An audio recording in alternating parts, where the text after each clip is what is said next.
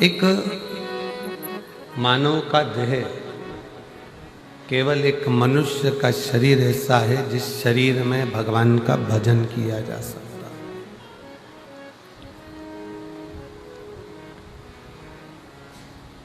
प्रत्येक जन्म में पत्नी भी मिलेगी, पति भी मिलेगा, बच्चे भी मिलेंगे।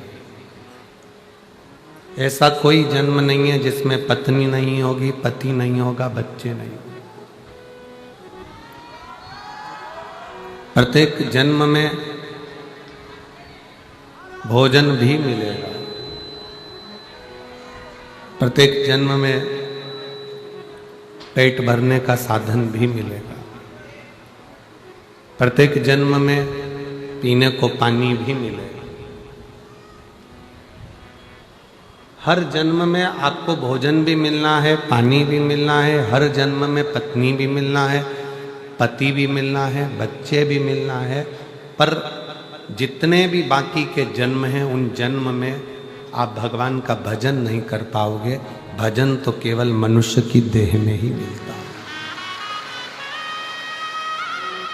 केवल एक मानव का शरीर ऐसा है जिस शरीर से हम भगवान का भजन कर सकते। चींटी, माथे में रहने वाला जुआ, खटमल, मच्छर, मछली, मगर, ये जितने जीव हैं ये भगवान का भजन नहीं कर पाते।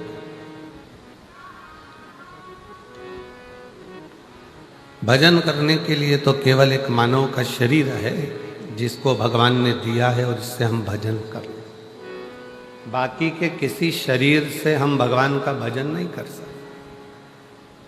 83,99,999 योनियां भजन करने के लिए नहीं मिली, पर एक योनि है 84,00,000वें नंबर की, वो है ये मानव की योनि, जिसमें आपने कुछ अच्छा कर लिया तो हो सकता है कि अगला जन्म हमारा हो ही ना और हम भगवान शंकर की शरणागति में विराजमान। बार बार जन्म, बार बार मृत्यु, फिर जन्म, फिर मृत्यु। जगत गुरु शंकराचार्य जी कहते हैं पुनरपि जननम पुनरपि मरणम के प्रपंच से दूर हट जा। कब तक जन्म लेंगे, कब तक मरेंगे, कब तक ये शरीर का, कब तक ये शरीर की खोल, ये कपड़ा हम बदलते रहेंगे, कब तक?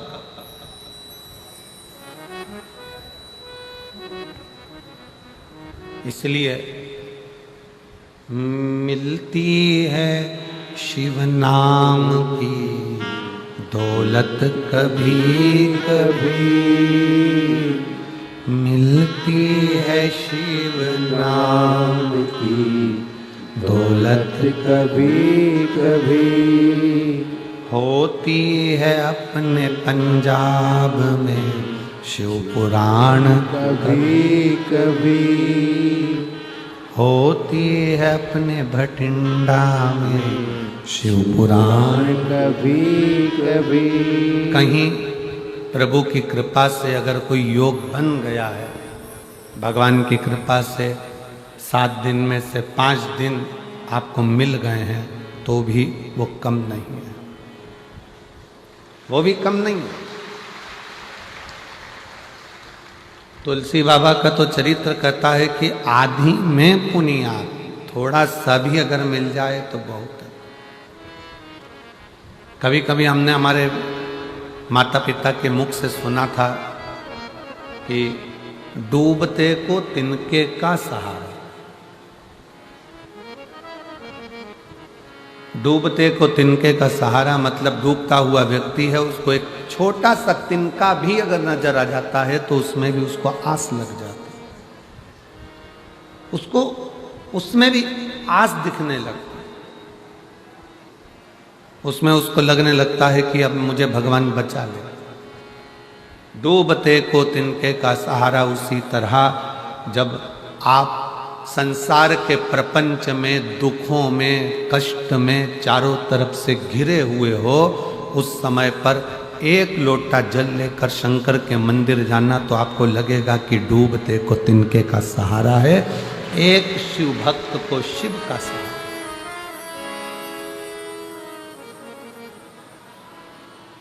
कितना कष्ट।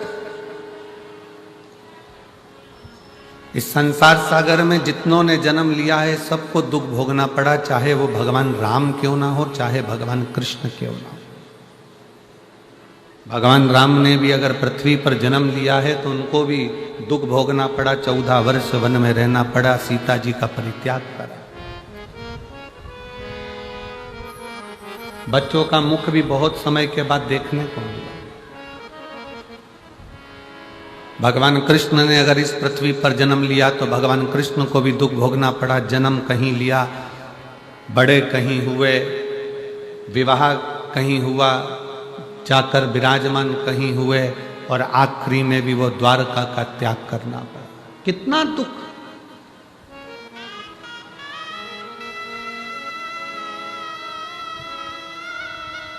कोई महाराज तुमको मिल जाए, कोई महाराज तुमको मिल जाए, कोई बाबा तुमको मिल जाए और तुमसे कह दे कि मैं तेरी जिंदगी में दुख नहीं आने दूंगा, तो समझ लेना कि पक्का झूठेला है, पक्का झूठेला है, झूठ बोल रहा है। भगवान राम जी के गुरु वहीं खड़े हुए थे और राम जी महाराज के जीवन में भी दुख आ रहा था। भगवान कृष्ण के गुरु गर्गाचार्य बाबा भी वहीं खड़े हुए थे और भगवान कृष्ण की जिंदगी में भी दुख आ रहा था। कोई तुमसे कह दे कि मैं तुम्हारे कोई दुख नहीं आने दूंगा, तो समझ लेना कि पक्का झूठ बोल रहा है। दुख मनुष्य का शरीर जो मिला है, ये हमने जो पूर्व में करा है उसको भोगने के लिए मिला है, पर दुख तो हमारे किस्मत में लिखकर आया है। बस इतना याद रखना कि उस दुख को काटना कैसे है, वो एक लोटा जल और शंकर की शरणागति धीरे धीरे वो काट ले। कोई तन दुखी, कोई मन दुखी, कोई धन बिन रहत उदास, तुलसी या संसार में सुखी राम का दास। सब दुखी। एक गरीब से गरीब व्यक्ति भी दुखी है तो एक करोड़पति डनलप के गद्दे पर सोने वाला भी, जिसके आसपास 50 नौकर लगे हैं, वो भी दुखी है। सुख काय में? आपकी भक्ति में। अभी कैबिनेट मंत्री और पंजाब शासन के प्रदेश अध्यक्ष माननीय अमन जी अरोड़ा जी आए थे और उन्होंने एक बात कितनी सुंदर कही, कितनी सुंदर, कि महाराज जी पंजाब क्षेत्र में, पंजाब में कहीं से भी निमंत्रण आए कथा के लिए तो आप कभी मना ना करें, कभी भी निमंत्रण आए और आप मना ना करें। ये तो माननीय मंत्री जी और प्रदेश अध्यक्ष जी का ये प्रेम है भगवान की विरल भक्ति से, और ऐसे मंत्री महोदय को और ऐसे प्रदेश अध्यक्ष को मैं धन्यवाद देता हूं जिनके दिल में भगवान बसा हुआ। साधुता देता हूं। उन्होंने हमको कहा और हम आपको कहते हैं कि कभी भी अपने पंजाब में, हरियाणा में, राजस्थान में, मध्य प्रदेश में, महाराष्ट्र में, आसपास के क्षेत्र में जहां तुम रहते हो, वहां से 200, 150, 300 किलोमीटर पर भी अगर आपको मालूम पड़ जाए, कानों में भनक पड़ जाए कि शिव महापुराण की कथा अपने नज़दीक में हो रही है, तो उसको छोड़ना नहीं है। जरूर एक बार पहुंचकर बाबा से विनय करना, जरूर। कोई तुमसे कहे कि दुख नहीं आने दूंगा, समझ लेना कि पक्का झूठ बोल रहा। किस्मत मनुष्य बनाई काहे के लिए, तो दुख तो आए। जब राम जी को आया, कृष्ण भगवान को आया, माँ जानकी को आया, ऐसा कोई बता दो जो पृथ्वी पर जन्म लेने के बाद जिसकी जिंदगी में दुख ना आया। राजा हरिश्चंद्र को देख लो, बड़े बड़े संत, साधु, सन्यासी, तपस्वी, साधक, उपासक को देख लो, जिनकी जिंदगी में रामकृष्ण परमहंस, स्वामी विवेकानंद जी के गुरु, जिनके सामने माँ शारदा, माँ दुर्गा, भवानी, माँ जगत जननी अम्बा सामने बैठकर बात करती थी रामकृष्ण परमहंस से, तो भी उनको बीमारी आ गई थी। कैंसर जैसे रोग ने पकड़ लिया था। नामदेव जी, तुकाराम जी, मीराबाई, कर्माबाई, जितने जितने पृथ्वी पर अगर जन्म लिया है और कोई तुमसे कह दे कि मैं तुम्हारे जीवन में दुख नहीं आने दूंगा, समझ लेना कि पक्का झूठा व्यक्ति है, तुमसे पैसे कबाड़ने वाला है। अगर बोल रहा है कि मैं दुख नहीं आने दूंगा, पक्का पैसे कबाड़ेगा तुमसे, ले जाएगा 25-50 हजार रुपए, 2-5 लाख रुपए। अगर कोई तुमसे कहे कि मैं दुख नहीं आने दूंगा, उसको कहना महाराज संसार में जन्म लिया है तो दुख तो आएगा, बस इतना जरूर है कि शिव महापुराण की कथा कहती है उस दुख को कोई नहीं मिटा सकता।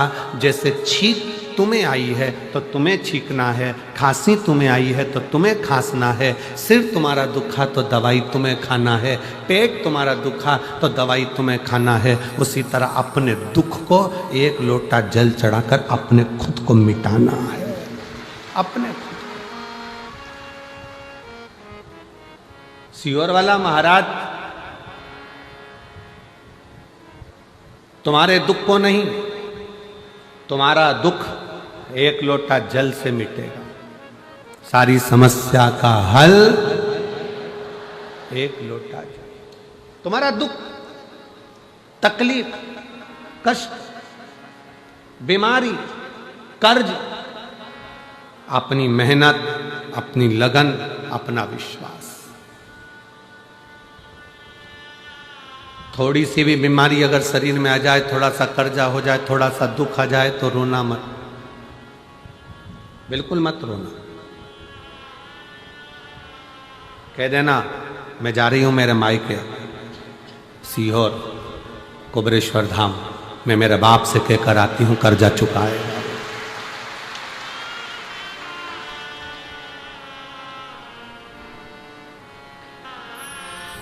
कर्जा चुकाएगा।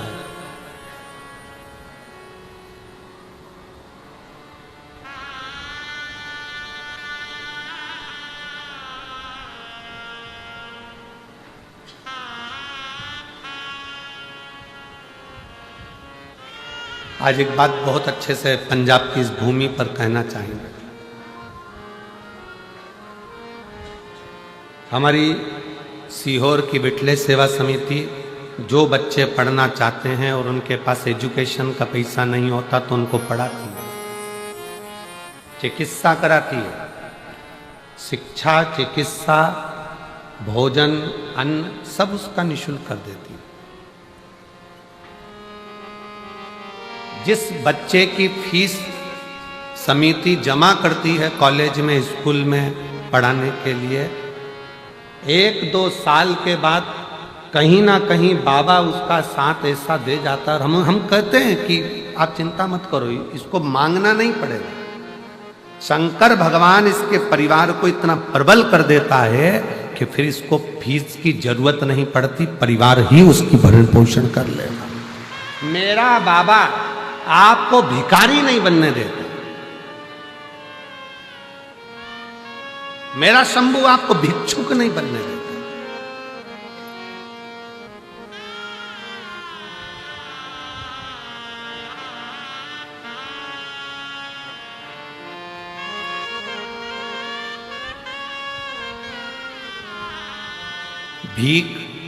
भिक्षा देना सरल है, पर जो भिक्षा मांग रहा है उसको काम से लगाना कठिन है।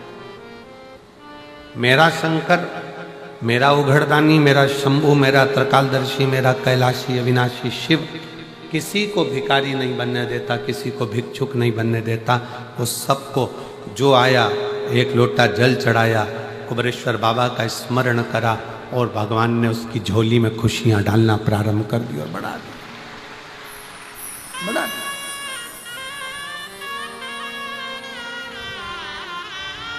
दुख आएगा ये पक्का है, तकलीफ आएगी ये पक्का है।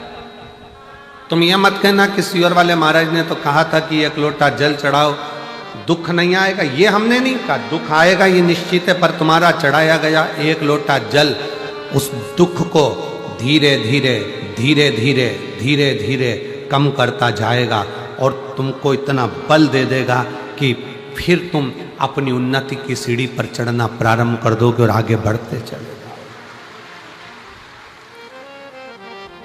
रेस के घोड़े को देखिए, रेस के घोड़े को ये नहीं मालूम रहता कि मुझे आगे बढ़ना है, पीछे हटना है, पहले आना है कि दूसरे नंबर पर आना है कि तीसरे नंबर पर आना है। रेस के घोड़ों को यह नहीं मालूम है कि मुझे कहाँ जाना है। रेस के घोड़े को तो जो मारा जाता है, कोड़े से खूब मारा जाता है, छड़ी पर छड़ी उस घोड़े को दी जाती है, घोड़े को तर्पण होती है और वो भागता है। घोड़े को मारा जाता है, वो तड़पता है और भागता है। दुनिया के लोग कहते हैं रेस के घोड़े ने पहले नंबर पर जीता है, पर वो रेस के घोड़े से पूछो वो पहले नंबर पर क्यों जीता है? क्योंकि उसके शरीर पर जब मार पड़ रही थी तो वो दौड़ रहा था और दौड़ते दौड़ते आगे बढ़ गया। रेस के घोड़े को जो चाबुक से मारा गया, डंडे से मारा गया, रेस का घोड़ा दर्द के कारण चीखता चिल्लाता भगता गया और एक दिन आगे निकल गया और रेस का घोड़ा विजय हो गया, जीत गया। उसी तरह तुम्हारी जिंदगी में दुख आए, समझ लेना कि तुम्हें शंकर भगवान ने रेस का घोड़ा बनाया है। अब तुम्हें भगाएगा, इतना भगाएगा कि मंजिल तक पहुंचा कर रहे। दुख आएगा, कष्ट आएगा, और दुनिया में कोई तुमसे कह दे कि मैं तेरा दुख मिटा दूंगा तो समझ लेना पक्का झूठेगा, नंबर 1 का झूठेगा। दुख तो आना है। राम जी को आया, उनके गुरु पास में खड़े थे, गुरु जी कहते थे कि मैं दुख नहीं आने दूंगा। राम जी के जीवन में भी दुख आया है, भगवान कृष्ण के जीवन में भी दुख आया है, माता जानकी के जीवन में दुख आया है। माँ कौशल्या के कई सुमित्रा, माँ रुक्मणी, माँ जानकी, सतभामा, जामंती, कालंदी, कौन है जिसके जीवन में तकलीफ है? नहीं। रामकृष्ण परमहंस, चैतन्य महाप्रभु, नामदेव, तुकाराम, सबको देख लीजिए आप, सबके जीवन में दुख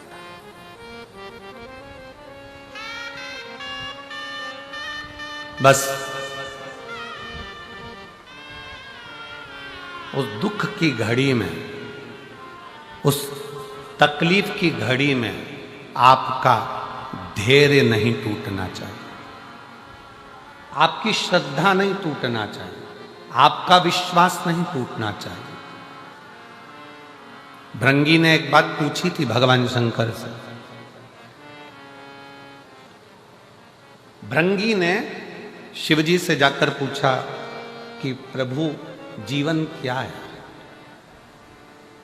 भृंगी पूछ रहा है जीवन क्या है?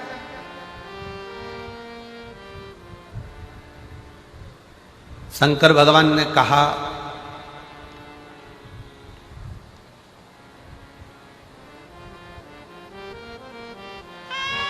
जीवन एक संघर्ष है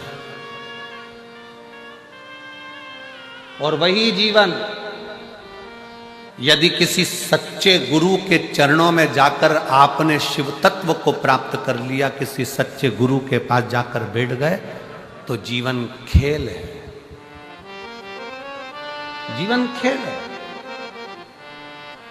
और यदि जैसा गुरु ने बताया उस पथ पर चल दिए तो जीवन उत्सव है, जीवन का उत्सव मनाना प्रारंभ कर दो।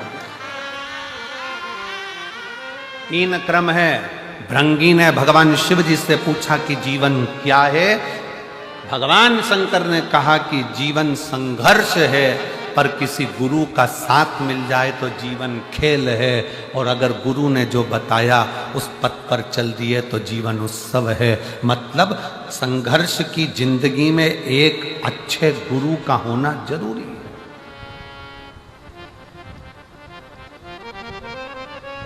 गुरु का होना जरूरी है।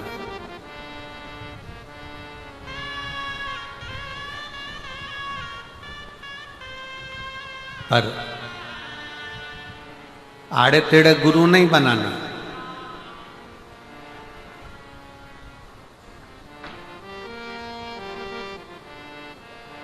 पचास बार विचार करना तब गुरु बनाना, नहीं तो अपना गुरु ग्रंथ साहिब का स्मरण कर लिया वही बहुत है। आड़ा टेढ़ा गुरु नहीं बनाना। सोशल मीडिया पे देख लिया बहुत सारा चमत्कार ममत्कार ये वो, ना ना ना, व्यर्थ की चीजों को देखकर नहीं।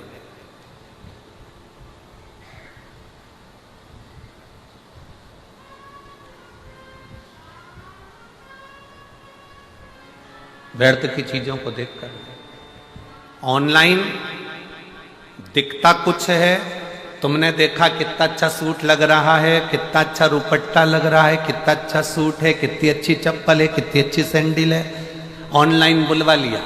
दिखाया तो अच्छा था, जब आया तो मालूम पड़ा पाँव के अंदर ही फंस गया। अब वो पजामा ही नहीं चढ़ रहा। नंबर भी लिख के भेजा था कि ऑनलाइन हमने सूट बुलवाया है, पाँव की चप्पल बुलवाई, जूता बुलवाया, सामान बुलवाया, पर मालूम पड़ा दिखाया तो बहुत अच्छा था, हमने गूगल पे सर्च करा था तो अच्छा था, देखा भी तो बहुत अच्छा था, पर आया तब ऐसा हो गया। तो उससे पूछा ऑनलाइन वाले से, वहाँ से हमने मंगवाया तो डबल एक्सल था और ये आते आते एल कैसे रह गया, तो कहा चलते चलते छोटा हो गया।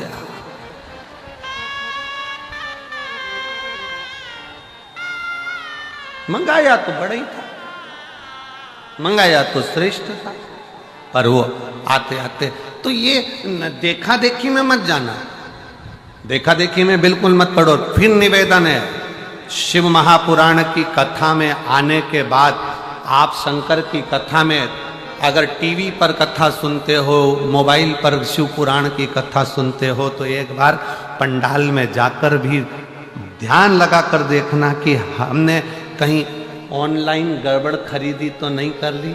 एक आध बार कथा में बैठ कर भी देखो कि बाबा क्या करता है और क्या नहीं करता। देखो अपनी आंखों से। गुरु बनाना सरल बात नहीं है साहब, बहुत बहुत कठिन विषय है। पहले के जमाने में चेला गुरु को ढूंढता था, आज के जमाने में गुरु चेले को ढूंढ रहे हैं। हमसे मंत्र ले लो भाई।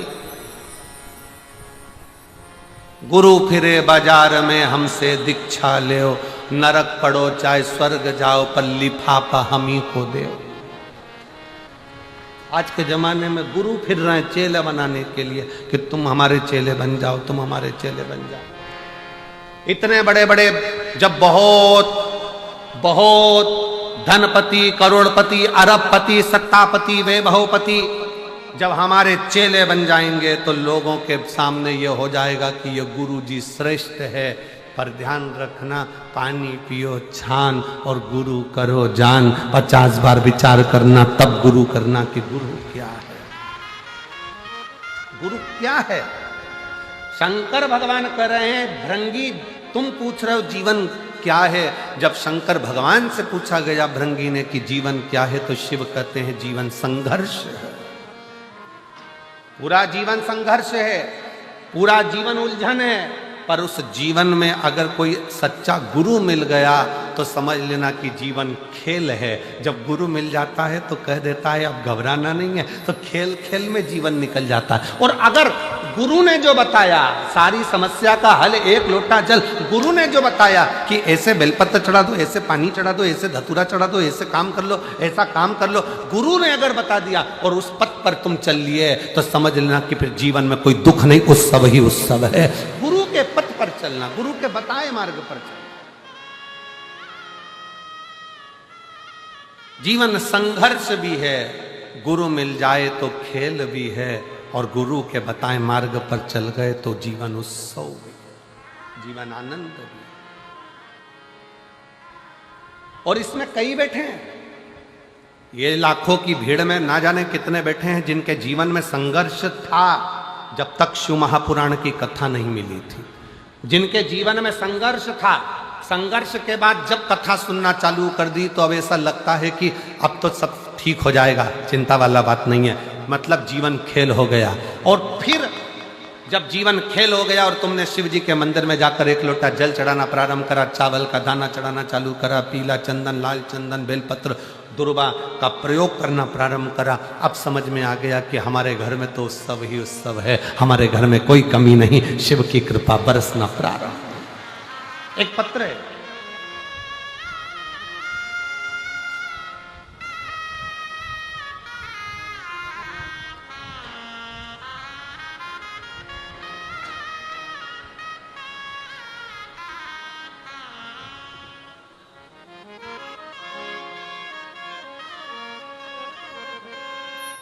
नीता कश्यप, पति प्रदीप कश्यप, सहारनपुर से हूं। मेरा मोबाइल नंबर ये आप ही है, आ जाइए, एक बेलपत्र ले जाना, आ जाओ। एक लोटे जल का मैं क्या वर्णन करूं गुरुदेव, मेरी चेस्ट में गठान हो गई। हम नजदीक के हॉस्पिटल में गए तो उन्होंने बोला कि ये गठान अच्छी नहीं है, आप बड़े हॉस्पिटल में दिखाओ। हम एम्स में जाने को बोले, ऋषिकेश के हॉस्पिटल में पहुंच गए। वहां जब जांच करी तो बताया कि कैंसर आया है, और कैंसर आया है। फिर ऑपरेशन का बोल दिया। ऑपरेशन का बोला, 2 कीमो भी हो गए, पर शरीर ठीक नहीं। डॉक्टर ने देखा कि ये अब शरीर किसी काम का नहीं। ऑपरेशन होने के बाद भी, कीमो होने के बाद भी ये शरीर की श्रेष्ठता नहीं है, मतलब डॉक्टर जवाब की ओर। तब खर्चा ज्यादा होने लगा तो परिवार वालों ने भी मुख मोड़ लिया। परिवार के लोग भी मुख मोड़ लिए, कोई साथ नहीं देता। गुरुदेव, अपनी बहन से हमने कहा कि बहुत तकलीफ है, क्या करें। बहन ने कहा, जीजी कथा सुन, सीहोर का बाबा आता है, शिव महापुराण की कथा होती है, तो उसको सुन।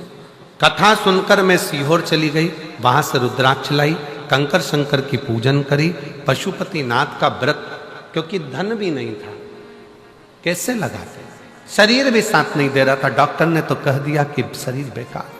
कुछ समय पशुपति व्रत करे, मैंने खुद सीहोर पहुंच गई, रुद्राक्ष ले आई, बाबा से प्रार्थना कर, अगर मैं थोड़ी भी अच्छी हो गई तो तेरी कावड़ भरने के लिए आऊंगी। मैं सीहोर की कावड़ यात्रा में पहुंच गई। गुरुदेव, आप कहते हो कि कावड़ यात्रा सीहोर की केवल कावड़ यात्रा है, मैं कहती हूं कि दुनिया का सबसे बड़ा दुख हरने वाली कावड़ यात्रा है तो वो सीहोर की, जहां व्यक्ति अपने दुख को मिटा देता। मैं वहां गई, बाबा से प्रार्थना करी, कावड़ चढ़ाई और बाबा से विनय कर कर वापिस आ गई। गुरुदेव, 2 महीना बीता, फिर वापिस मेरी जांच प्रारंभ हुई, क्योंकि शरीर में कष्ट था। जब जांच प्रारंभ हुई तो डॉक्टर की दोबारा से जांच होने पर बाबा ने ऐसी कृपा कर दी कि मेरे शरीर का जो कैंसर था उसकी रिपोर्ट सारी नॉर्मल आ गई और मेरा शरीर ठीक हो गया। मैं बाबा को प्रणाम करने के लिए आई, मैं बाबा को नमन करने। एक शिव तत्व अजब है।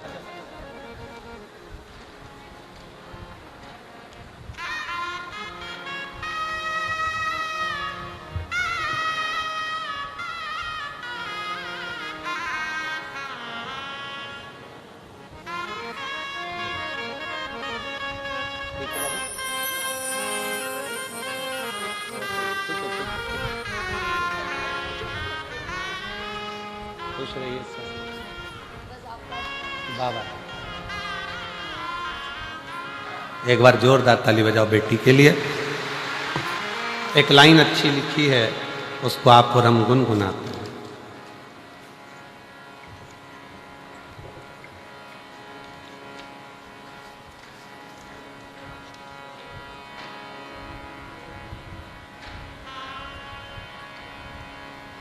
तेरा बिगड़ा मुकद्दर संवर जाएगा,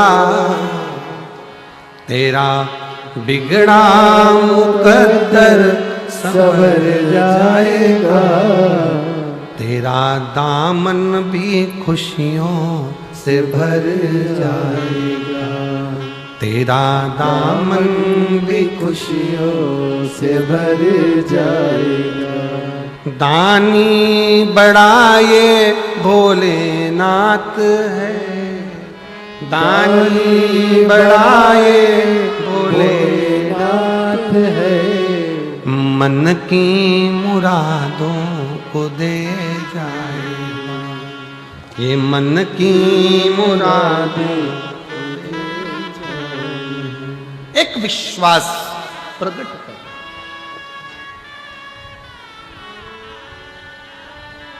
एक भरोसा प्रकट कर। जब परिपूर्ण विश्वास हो, परिपूर्ण, पूर्ण विश्वास। संघर्ष, जीवन संघर्ष है। गुरु मिल गया तो खेल है, और गुरु ने बताया उस पथ पर चल लिए तो फिर जीवन में उत्साह।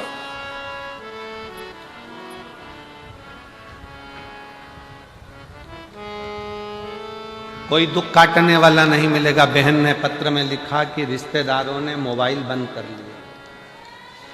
बहन पत्र में लिख रही है कि सब ने अपना अपना मोबाइल बंद कर लिया, सब फोन नहीं उठाते, साथ नहीं देते। और ऐसी घड़ी में जब कोई साथ ना देना, तब वो तो है ना, गुरु की वाणी से सुना है ना, उसने साथा।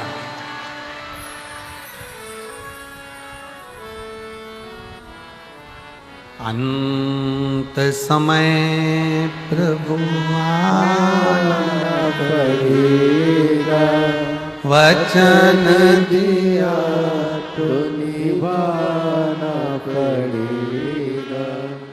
आए ना आए प्रभु कुटुंब कबीरा, अंत समय प्रभु आना पड़ेगा, वचन दिया तो निभाना पड़ेगा। कोई ना आए। एक पत्र और है, देखिए उसमें उस बहन ने लिखा है, मेरा नाम सुनीता धमीजा है, मैं श्री गंगानगर राजस्थान से आई हूँ। कहीं बैठी हो तो हाथ हिला सकती हैं। सुनीता धमीजा, मैं गंगानगर, आ जाइए, आ जाओ, राजस्थान से आई हूँ। 156 मुखर्जी नगर, श्री गंगानगर की निवासी हूँ। मेरा मोबाइल नंबर ये है। मैं जनवरी 2019 से आपकी कथा सुन रही हूँ। गुरुदेव, सावन के महीने की कावड़ मैंने उठाई है सीहोर की। 3 बार मैं बाबा को धन्यवाद देने के लिए सीहोर गई। गुरुदेव, जिंदगी बड़ी मुश्किल से गुजर रही थी। इतनी गरीबी थी, जैसे तैसे। पत्र को आप पढ़ोगे तो शायद ऐसा पत्र जब लोग भेजते हैं तो बड़ा हृदय अंदर से कछूट जाता। जिंदगी बड़ी मुश्किल से निकल रही थी। गरीबी में जैसे तैसे जी रही थी। रिश्तेदारों द्वारा, जानकारों द्वारा सब ने मजाक उड़ाना प्रारंभ कर दिया। तब अपने रिश्तेदारों के घर भी मैंने जाना बंद कर दिया। धन की जब कमी होती है तो अपने भी साथ छोड़ देते। पैसा गया, व्यवहार गया, लोगों ने अपशब्द कहना चालू कर दिया। कुछ नहीं था। मैंने सबके घर जाना बंद कर दिया, क्योंकि कोई मेरे घर नहीं आता। कुछ था नहीं, खाने खिलाऊं, क्या दूं, क्या करूं, सब बंद कर दिया। गुरुजी, मैं अपना घर अंदर ही रहती, मिलना भी बंद कर दिया, क्योंकि लोग हंसते हैं, कहते हैं, कुछ भी बोल देते हैं। नहीं जाती, घर के अंदर रहते, अंदर ही रहना, मिलना जुलना सब बंद कर दिया। किसके दरवाजे जाऊं, किससे कहूं कि मेरी परिस्थिति ऐसी है, किसको सुनाऊं मैं कि मेरे पास कुछ भी नहीं, बहुत दुखी। तब एक लोटा जल बाबा को चढ़ाना जब प्रारंभ किया तो ऐसा हाथ बाबा ने पकड़ा कि अब छाती ठोक कर चलती हूं और बाबा के भरोसे चल। अब कोई कमी नहीं बाबा ने रखी। पहले घर से नहीं निकल सकती थी अपना मुख लेकर कि लोग अपशब्द इतना कहते थे, ताना इतना देते थे। कुछ नहीं था ना तो लोग ताना देते। मंदिर भी जाऊं ना तो लोग ताना देते थे कि ये क्या, इसको किसको कहो। पर तेरे दरबार की बाबा निराली शान देखी है, तेरे दरबार की बाबा निराली शान देखी है। तुझे देते नहीं देखा, पर झोली भरी है।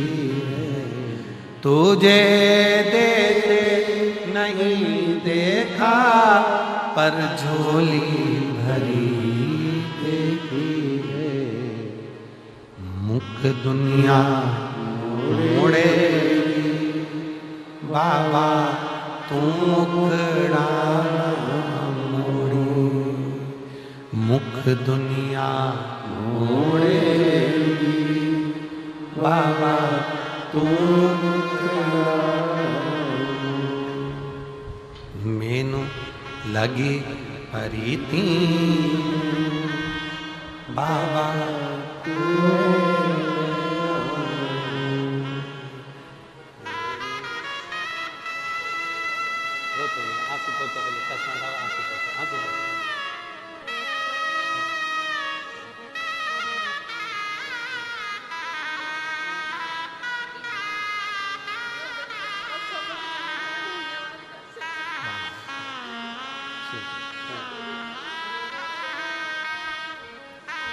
रोते नहीं, आंसू पोछो, आंसू।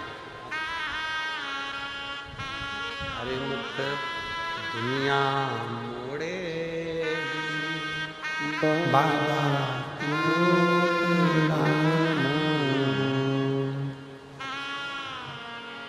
दीदी बोल रही है मेरे पास शब्द नहीं है एक भी। क्या शब्द बोलूं मैं, आभार किस बात से कहूं। घर से नहीं निकलती थी, लोग ताना देते थे, था नहीं कुछ भी, लोग अपशब्द कहते थे। संभाल लिया मेरे बाबा ने, थोड़ा समय लगा। एक लोटा जल 2019 से चढ़ाना जो चालू करा तो आज छाती ठोक कर चल। समय लगेगा, लग जा।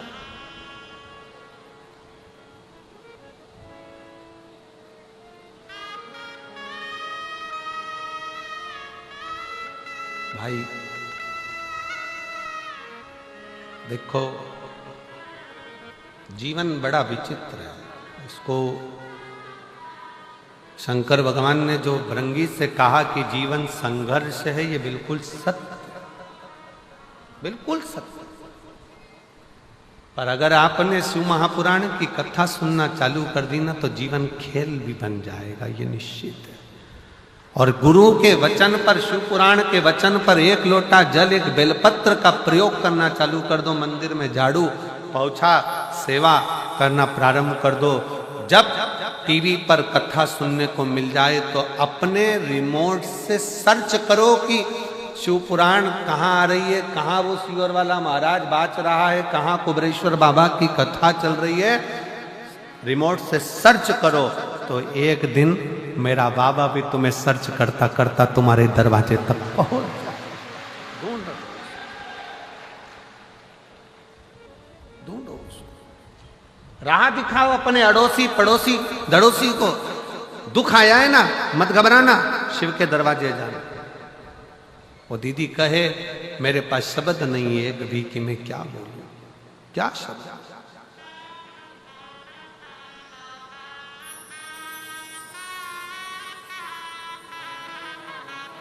शिव के आश्रित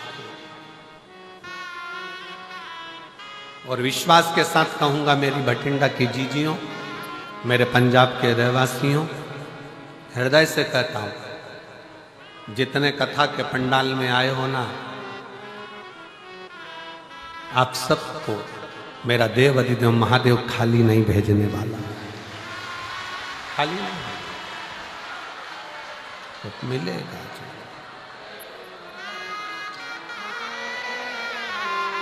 वो खाली नहीं भेज सकते। मुझे उस पिता पर पूर्ण भरोसा है, पूर्ण विश्वास है, पूर्ण विश्वास।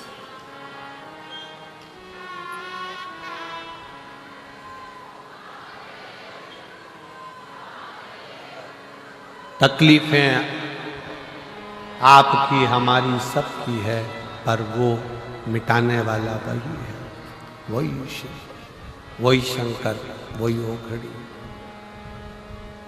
उसके कहना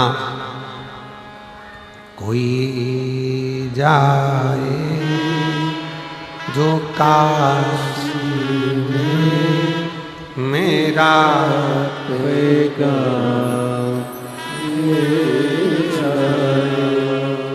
कोई जाए जो काशी में मेरा होएगा मले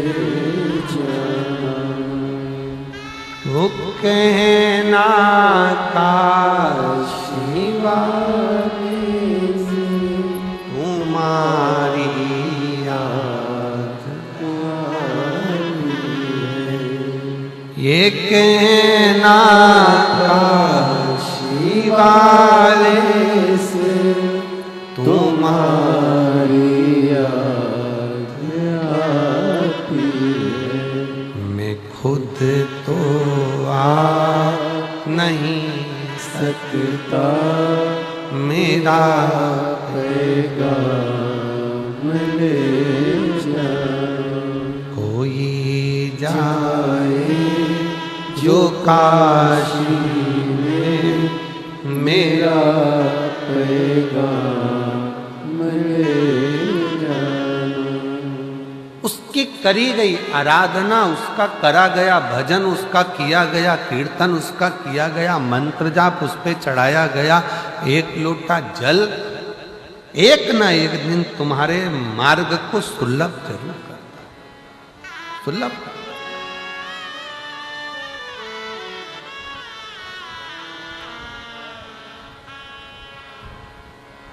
कितना करुणा सागर है मेरा बाबा।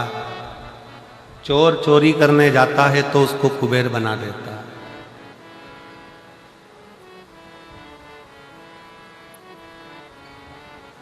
गाली देने वाले को भी मेरा बाबा अपने गले में बिठा लेता, अपने हृदय में बिठा लेता। जिस राहु को देवताओं ने शीश काट दिया, केतु अलग हो गया, राहु अलग हो गया, उसको भी शिव ने स्वीकारा। जिस वासुकी नाग को सुमेरु पर्वत में बांध कर अमृत निकाल लिया और उस सुमेरु पर्वत को बांध कर जब अमृत निकालने के बाद सब ने अमृत ले लिया, पर वो वासुकी नाग उसको पटक दिया कोने में। ये दुनिया की रीति है।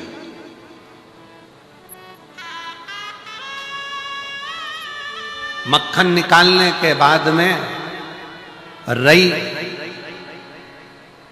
और वो नेती, वो रस्सी हंडे में ही पड़ी रहती है, छाछ में ही मक्खन मक्खन लेकर लोग चले जाते। और वो मटके में रई भी पड़ी है और वो डोरी भी पड़ी है। तो उसी तरह वासुकी नाग को भी वो डोरी, जरा विचार करिएगा कि ये पर्वत, ये वासुकी नाग, और इससे जब मंथन हो रहा होगा, वासुकी नाग का शरीर पर्वत की चोटों से रक्त समुद्र में गिर रहा था और वासुकी नाग के मुख से उफ नहीं निकल रहा था, उफ नहीं निकला।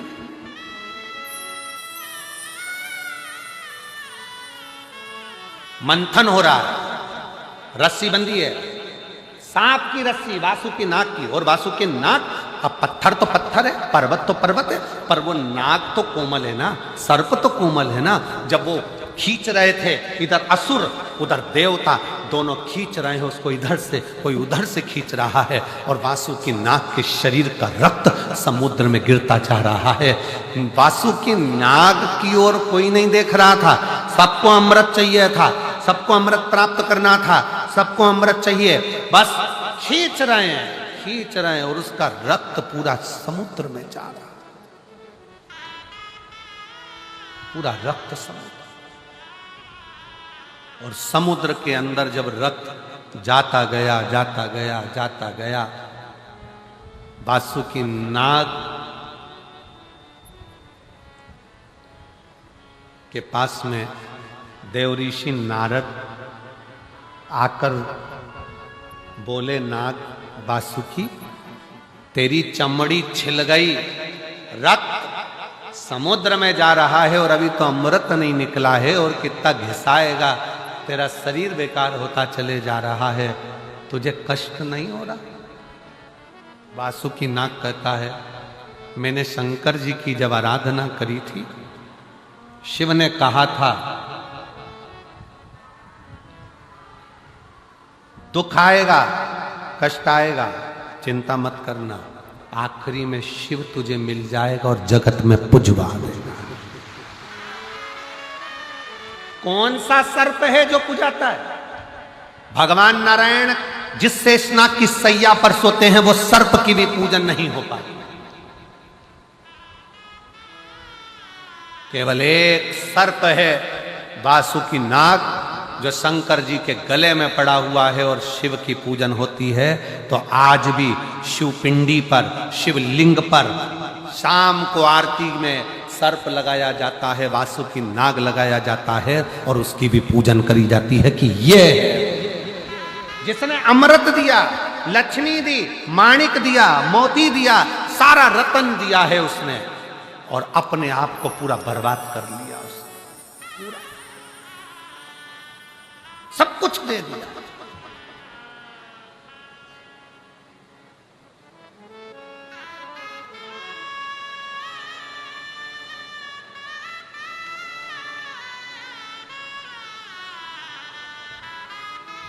शंकर भगवान ने चंद्रदेव को भेजा वासुकी नाग के पास में, चंद्र जाओ वासुकी नाग के पास, उसका शरीर पूरा बेकार हो रहा है, घिस घिस कर उसका शरीर पूरा टूट रहा है, समुद्र में रक्त जा रहा है, चंद्र जल्दी जाकर उसको थोड़ा सा अमृत तत्व दे।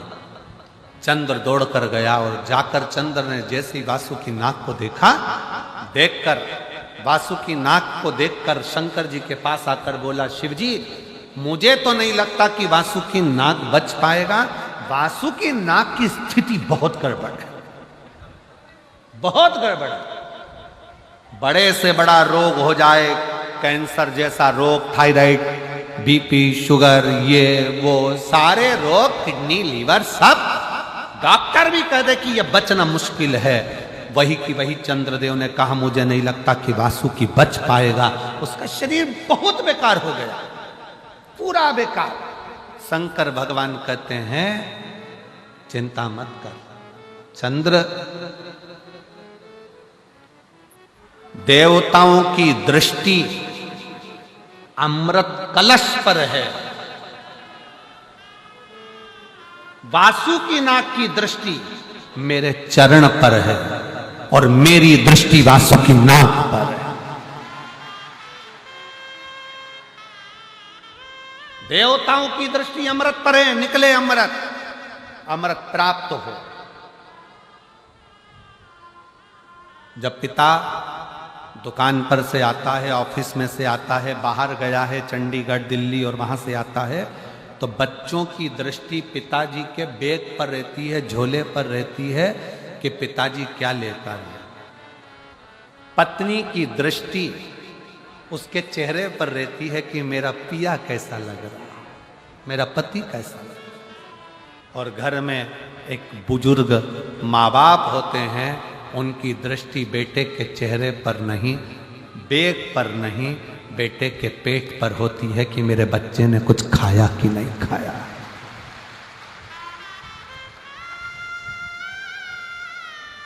बुजुर्ग माँ बाप की दृष्टि अपने बच्चे के पेट पर होती है। बेटा सुबह से गया था, कुछ खाया कि नहीं खाया तूने, कुछ खा लिया कर, दिन भर काम पर लगा रहता है, कुछ खाया कि नहीं खाया, कुछ लिया कि नहीं लिया, बेटा कुछ खाओ, ले कुछ पाओ।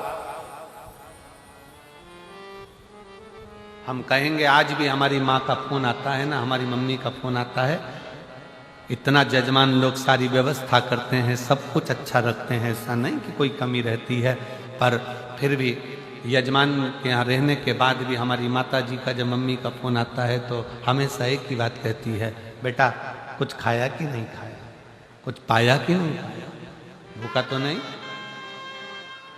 ये बुजुर्ग बच्चे की दृष्टि हाथ पर रहेगी, पापा थैले में क्या लेकर आए, पापा क्या लेकर आए, पापा क्या लेकर आए, टॉफी लाए, गुड़िया लाए, ये लाए, वो लाए, सामान लाए। पत्नी की दृष्टि तुम्हारे चेहरे पर रहेगी कि मेरा पिया कैसा लग रहा है, मेरा पति कैसा लग रहा है। और घर का बुजुर्ग बूढ़ा माँ बाप अपने बेटे का पेट देखता है, बेटा बहुत दुबला हो रहा है रे बाबू, कुछ खाया क्यों नहीं खाया, कुछ पाया क्यों नहीं, तूने कुछ खाया क्यों। देवताओं की दृष्टि अमृत पर थी, अभी तक निकला क्यों नहीं है? वासुकी नाग का शरीर पूरा छिला जा रहा था, रक्त निकल रहा था, शरीर शिथिल हो गया था। नारद जी पूछ रहे हैं वासुकी बहुत कष्ट हो रहा होगा। वासुकी कहता है कष्ट जब होता जब मैं शंकर के चरण को नहीं देखता, मैं तो शिव की चरणारविंद में मेरी दृष्टि को लगा कर बैठा। शिव चरणों में मैंने अपनी दृष्टि लगाई। शिव चरण